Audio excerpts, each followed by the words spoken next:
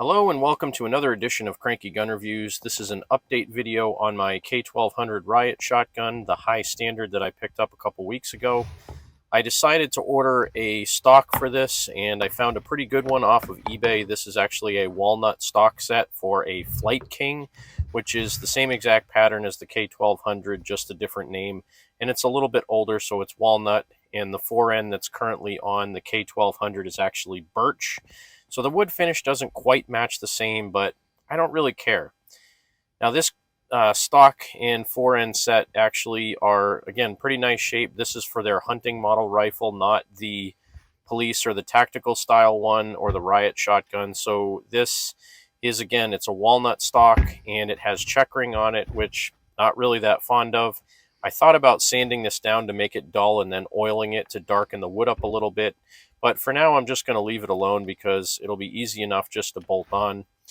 The finish on the top of this looks like it's actually been sitting in the sun for quite a while, so it has kind of a faded look on it, almost like a yellowish hue, and it kind of gives it a little bit more age. The fore end, again, it's nice, it's walnut, it's checkered, but I'm not going to use it, so it's either going to get stuck in a spare parts bin or it's going to get resold. Now this buttstock has an original recoil pad on it, and it's pretty squishy for what it is, especially for its age. Again, I think this stock came from the late 60s or early 70s, being that it's walnut, or at least it came from that era time period sometime. This is the pistol grip that I took off. Obviously, I showed it earlier. It wasn't really designed for this shotgun. It might be for a Mossberg 500, I'm not really sure, but it did fit with a little work. And the good thing is, when I took the pistol grip off and I started looking over the part of the gun that had been ground down to make it fit, luckily it's only the trigger guard. So the beauty of that is, if I spend a little time looking online, I could find another trigger guard that's not ground down and replace it if I choose to do so in the future. But for now, this is what it looks like where it was ground down. And originally I was going to try bluing this thing, but then I realized that the trigger guard's aluminum, so bluing won't do much. But I'll probably touch it up with a little black paint for now. And I may not even care so much if it still looks a little bit rough. Again, do I want to spend the $30, $40, $50, $60 to buy a new trigger guard?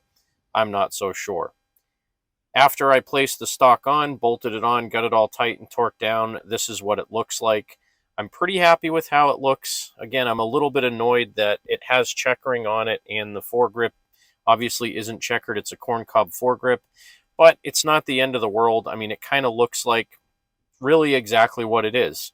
A Riot style shotgun that somebody put a different stock on, or vice versa, a Flight King style hunting rifle that somebody put a corncob fore end on. But it does have the feel that I wanted. I like having the full stock on this. I really didn't like the pistol grip on it, especially being that this is a full-length magazine tube and barrel. It looked kind of stupid. But the only other thing I really want to do to this is actually take off the recoil pad and put on just a flat plastic butt plate. The main reason being is the length of pull on this is a little bit long, and that rubber butt pad on this thing can kind of catch your clothes a little bit when you bring the gun up fast. So I want to replace that recoil pad with just a plastic plate, either from a J.C. Higgins Model 20 or from another high standard shotgun. And I'll just hang on to that rubber pad because it's actually in pretty good condition. But for now, I want to shorten that length to pull up another 3/4 of an inch to an inch by taking that pad off and make it a little bit more slippery and easy to pull up. So thanks again for watching another edition of Cranky Gun Reviews. God bless America. Support your 2A rights. Get out there and shoot.